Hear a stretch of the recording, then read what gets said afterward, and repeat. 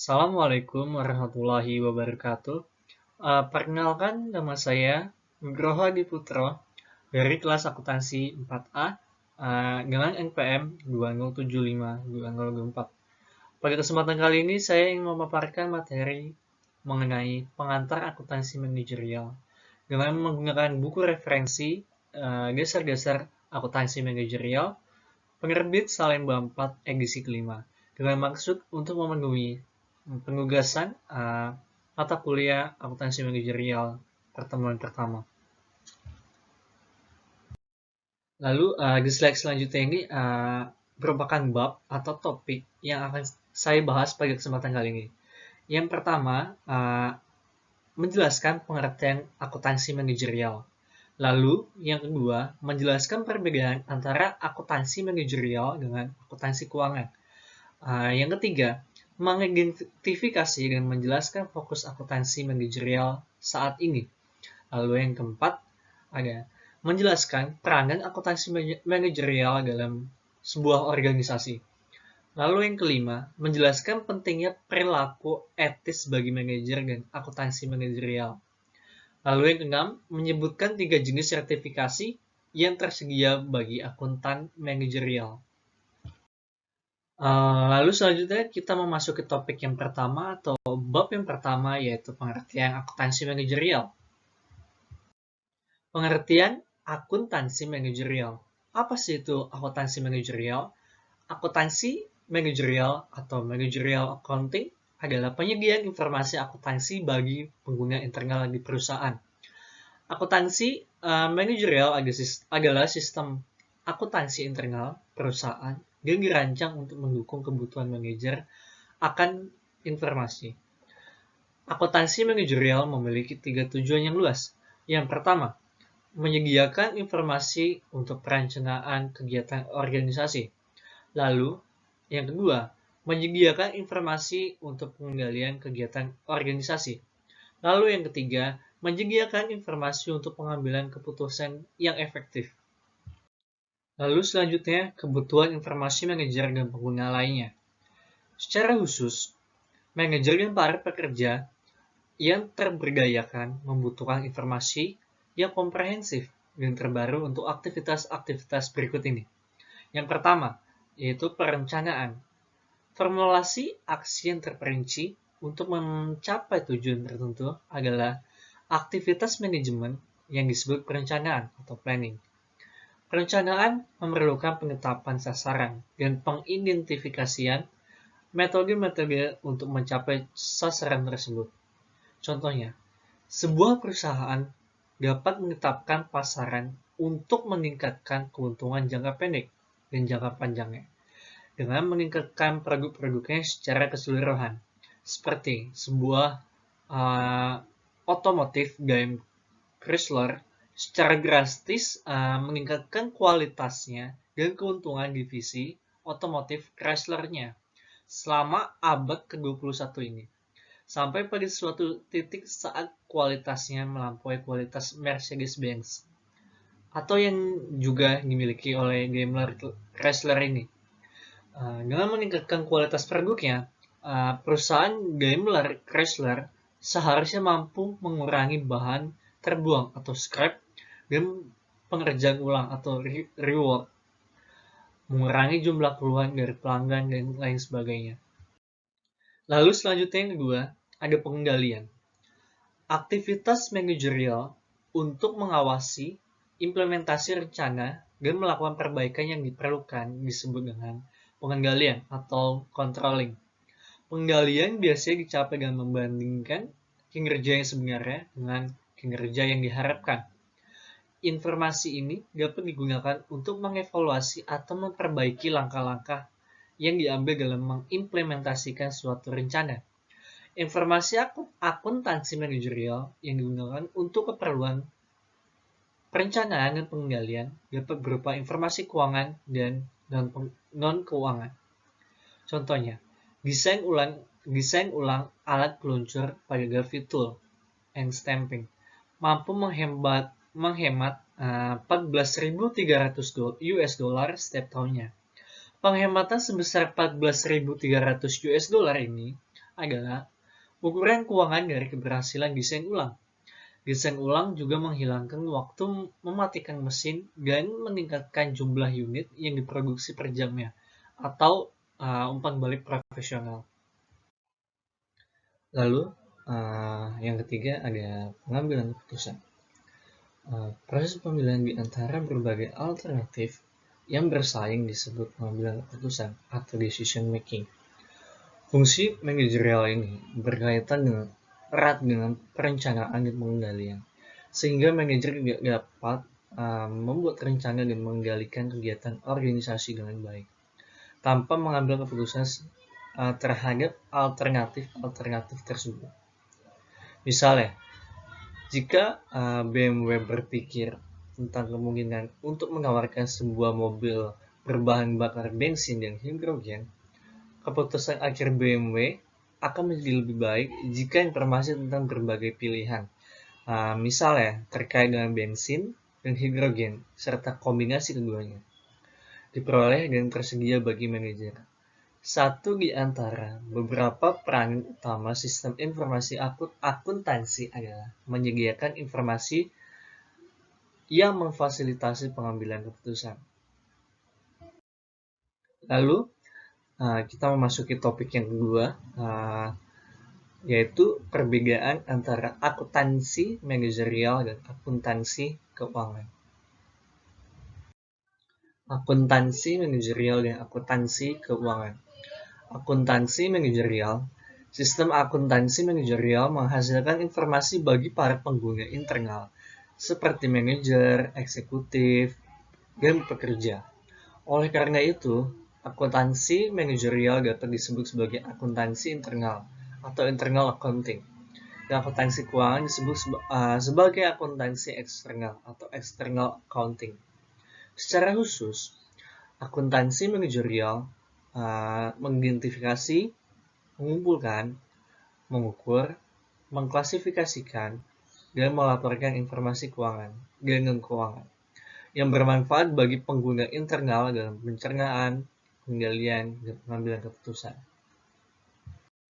Sedangkan akuntansi keuangan. Fokus utama akuntansi keuangan atau financial accounting adalah untuk menghasilkan informasi atau laporan keuangan bagi pengguna eksternal, yaitu investor, kreditur, pelanggan, pemasok, badan pemerintah atau Food and Drug Administration, Federal Communication Commission, dan lain-lain, dan serikat pekerja. Informasi yang dihasilkan akuntansi keuangan memiliki orientasi historis dan digunakan sebagai keputusan investasi, evaluasi pertanggungjawaban, aktivitas pengawasan, dan ketentuan peraturan. Laporan keuangan harus sesuai dengan berbagai aturan dan konvensi yang didefinisikan oleh berbagai badan, seperti Securities and Exchange Commission atau SEC, Financial Accounting Standard Board atau FASB, dan International Accounting Standard Board atau IASB. Aturan-aturan tersebut terkait dengan permasalahan-permasalahan seperti pengakuan pendapat, waktu pengakuan atas beban, dan mencatat aset, liabilitas, serta ekuitas. Lalu, akuntansi manajerial, akuntansi keuangan memiliki perbandingan akuntansi manajerial dan akuntansi keuangan. Yang pertama, target pengguna. Akuntansi manajerial berfokus pada penyediaan informasi bagi pengguna internal, sedangkan akuntansi keuangan berfokus pada penyediaan informasi bagi pengguna eksternal. Yang kedua, batasan pada masukan dan proses. Akuntansi manajerial bukanlah subjek dari persyaratan untuk mematuhi prinsip-prinsip berterima umum yang ditetapkan oleh SEC dan FASB. Yang ketiga, jenis informasi. Batasan dalam akuntansi keuangan bertujuan untuk menghasilkan informasi keuangan yang objektif dan dapat diverifikasi. Yang keempat, orientasi waktu. Akuntansi memiliki orientasi historis. Akuntansi keuangan mencatat dan melaporkan kejadian-kejadian yang sudah terjadi.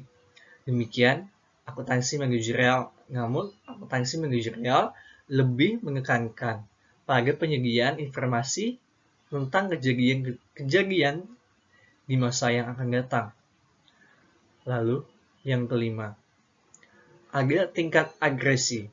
Akuntansi manajerial menyediakan ukuran dan laporan internal yang digunakan untuk mengevaluasi kinerja entitas, lini produk, departemen, dan manajer. Lalu yang keenam ada luas. Akuntansi manajerial lebih luas dibandingkan akuntansi keuangan. Akuntansi manajerial terdiri atas aspek-aspek ekonomi manajerial, teknik industri, ilmu manajemen, dan beberapa bidang lainnya. Lalu, di slide selanjutnya ada perbedaan antara akuntansi manajerial dan akuntansi keuangan. Yang pertama, akuntansi manajerial fokusnya internal, sedangkan akuntansi keuangan fokusnya eksternal. Lalu yang kedua, akuntansi manajerial tidak ada aturan yang mengikat, sedangkan akuntansi keuangan harus mengikuti aturan yang ada. Yang ketiga, akuntansi manajerial, informasi keuangan dengan keuangan. Informasi bersifat subjektif. Sedangkan akuntansi keuangan, informasi harus bersifat objektif. Yang keempat, akuntansi manajerial, penekanan pada masa depan. Sedangkan akuntansi keuangan, orientasi historis. Yang kelima, akuntansi manajerial, evaluasi dan keputusan internal berdasarkan informasi terperinci. Sedangkan akuntansi keuangan, informasi tentang perusahaan secara keseluruhan. Akuntansi manajerial lebih luas, berbagai disiplin ilmu. Akuntansi keuangan lebih mandiri. Lalu, kita memasuki topik yang ketiga, yaitu fokus terkini dari akuntansi manajerial. Tema baru dalam akuntansi manajerial. Sistem akuntansi manajerial yang efektif juga telah berubah untuk menyediakan informasi yang membantu perbaikan dalam aktivitas perencanaan, pengendalian, dan pengambilan keputusan di perusahaan. Yang pertama, metode baru perhitungan biaya produk dan jasa. Menurut Peter Drucker, akuntansi biaya tradisional di perusahaan manufaktur tidak mencatat biaya non-produksi, seperti biaya dari kualitas yang tidak bagus atau mesin yang rusak, atau tidak memiliki suku cadang yang dibutuhkan. Namun, biaya-biaya yang tidak tercatat dan terkendali tersebut di beberapa pabrik dapat menjadi sebesar biaya secara tradisional dicatat. Hal yang berlawanan, sebuah metode akuntansi biaya yang baru telah dikembangkan dalam kurun waktu 10 tahun terakhir, disebut dengan activity-based accounting, mencatat seluruh biaya. Dengan activity-based accounting mengaitkan pencatatan dan pengendalian biaya dengan penambahan nilai, sesuatu yang tidak dapat dilakukan oleh akuntansi tradisional.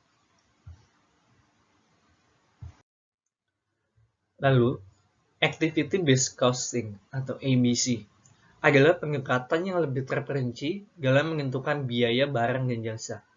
ABC meningkatkan keakuratan perhitungan biaya dengan menekankan pada biaya dari banyak aktivitas atau tugas yang harus dilakukan untuk memproduksi sebuah produk atau menawarkan sebuah jasa. Analisis proses nilai terfokus pada cara perusahaan menciptakan nilai untuk pelanggannya. Tujuannya adalah menemukan cara untuk mengerjakan aktivitas-aktivitas secara lebih efisien dan menghilangkan aktivitas-aktivitas yang tidak menciptakan nilai pelanggan. Yang kedua, orientasi pelanggan. Nilai pelanggan adalah fokus utama karena perusahaan dapat membangun keunggulan bersaing dengan menciptakan nilai yang lebih baik bagi pelanggan dengan biaya yang sama atau lebih rendah dibandingkan pesaing, atau menciptakan nilai yang sama dengan biaya yang lebih rendah dari pesaing. Nilai pelanggan adalah selisih antara apa yang diterima oleh pelanggan dan apa yang diberikan oleh pelanggan saat membeli produk atau jasa. Lalu yang ketiga ada posisi strategis. Informasi yang efektif mengenai biaya dapat membantu perusahaan dalam mengidentifikasi strategi-strategi yang dapat meningkatkan nilai pelanggan dan dalam melakukannya menciptakan keunggulan bersaing yang berkelanjutan.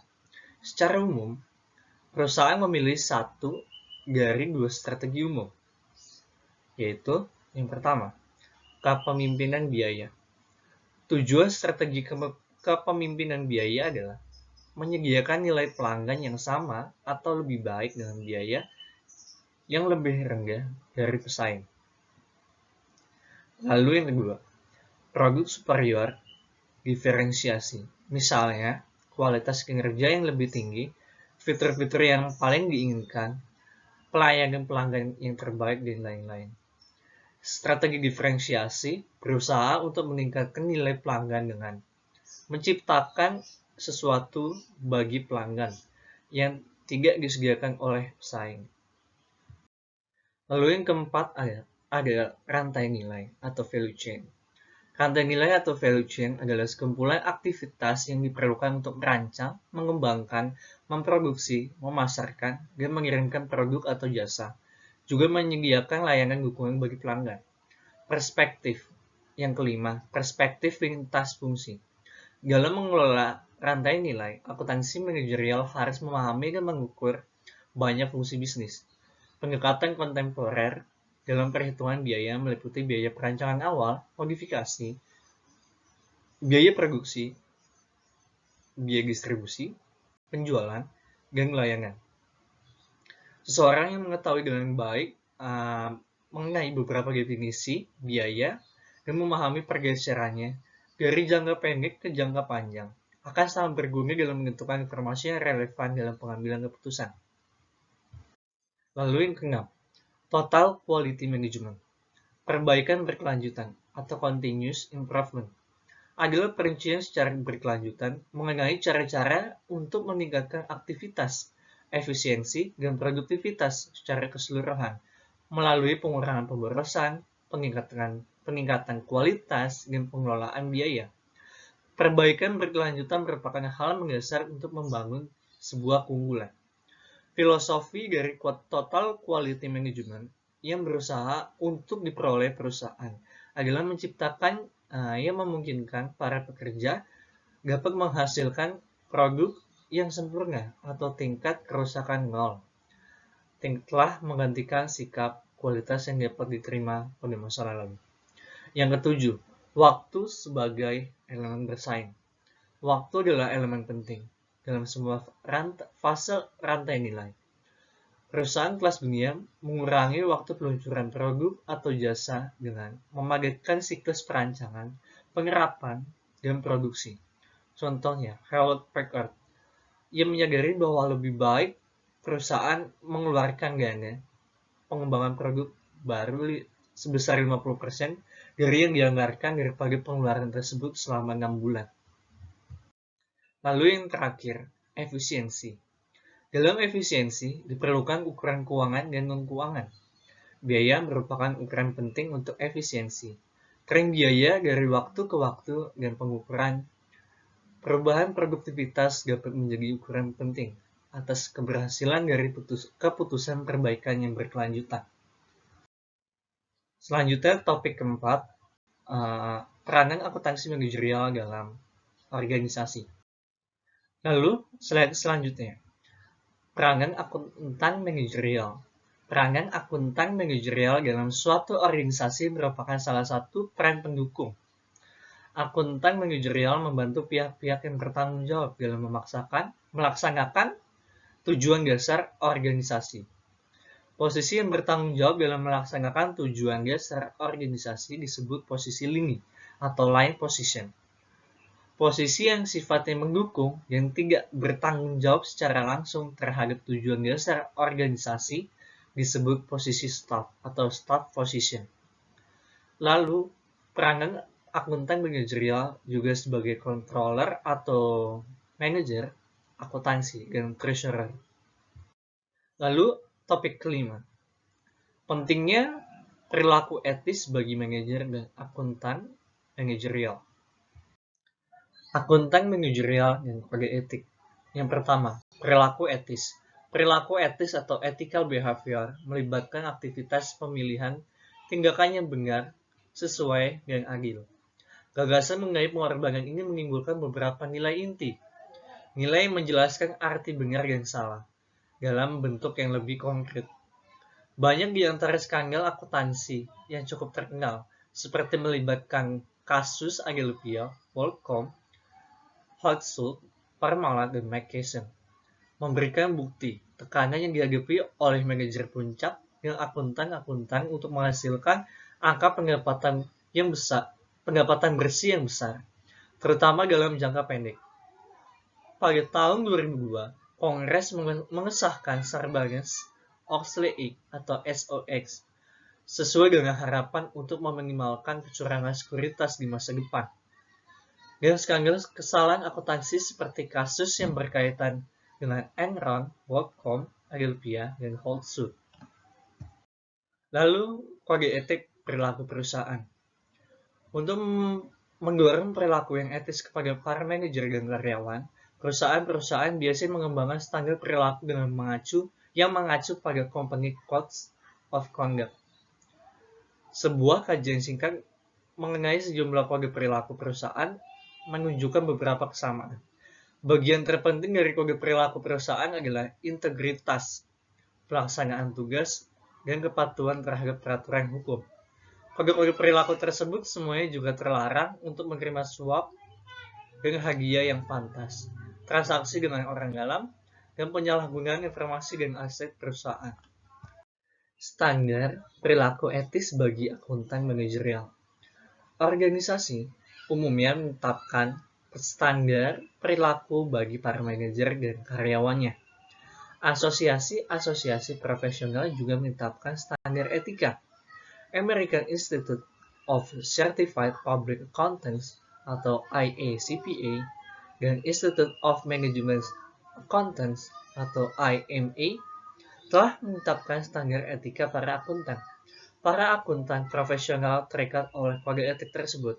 IACPA dan IMA menekankan pentingnya kompetensi, kerahasiaan, integritas, dan kredibilitas atau objektivitas. Lalu topik 6 atau topik terakhir, 3 bentuk sertifikasi yang tersedia bagi akuntan manajerial. Sertifikasi. Profesi akuntansi menawarkan 3 bentuk sertifikasi utama untuk akuntan manajerial. Yang pertama, Certified Management Accountant. Seseorang yang memiliki gelar Certified Management Accountant atau CMA telah lulus ujian yang sangat ketat, memiliki pengalaman yang dibutuhkan, dan berpartisipasi dalam melanjutkan pendidikan. Salah satu kunci dalam beberapa persyaratan untuk memperoleh CMA adalah lulus ujian kualifikasi. Ujian tersebut menekankan pada 4 bidang sebagai berikut. Yang pertama, ilmu ekonomi, keuangan, dan manajemen. Yang kedua, akuntansi dan pelaporan keuangan. Yang ketiga, isu perilaku, analisis, dan pelaporan manajemen. Yang keempat, analisis keputusan dan sistem informasi. Salah satu tujuan penting CMA adalah membangun akuntansi manajerial sebagai sebuah disiplin ilmu yang diakui profesional dan terpisah dari akuntan publik. Lalu selanjutnya Certified Public Accountant. Certified Public Accountant adalah sertifikasi akuntansi yang tertua dan paling terkenal. Tujuan CPA adalah menyediakan kualifikasi profesional minimal untuk auditor eksternal. Tanggung jawab auditor eksternal adalah menyediakan jaminan tentang keandalan laporan keuangan perusahaan. Hanya seseorang akuntan publik yang memiliki gelar sertifikasi CPA yang diizinkan oleh hukum untuk bertindak sebagai auditor eksternal. Untuk memperoleh CPA, seseorang harus lulus ujian negara dan memperoleh lisensi dari negara tempatnya melakukan praktik. Walaupun sertifikasi dalam akuntansi publik tidak berorientasi pada akuntansi manajerial, banyak akuntan manajerial yang memiliki sertifikasi CPA. Certified Internal Auditor. Sertifikasi lain yang tersedia bagi akuntan internal adalah sertifikasi dalam audit intern atau sertifikat internal auditing.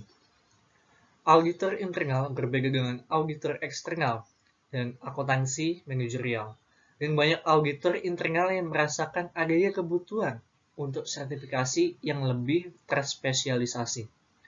Seorang auditor internal yang bersertifikasi CIA harus lulus ujian komprehensif yang dirancang untuk menjamin kompetensi teknis dan memiliki pengalaman selama 2 tahun. Thank you for attention. Demikian pemaparan materi yang dapat saya berikan mengenai pengantar akuntansi manajerial.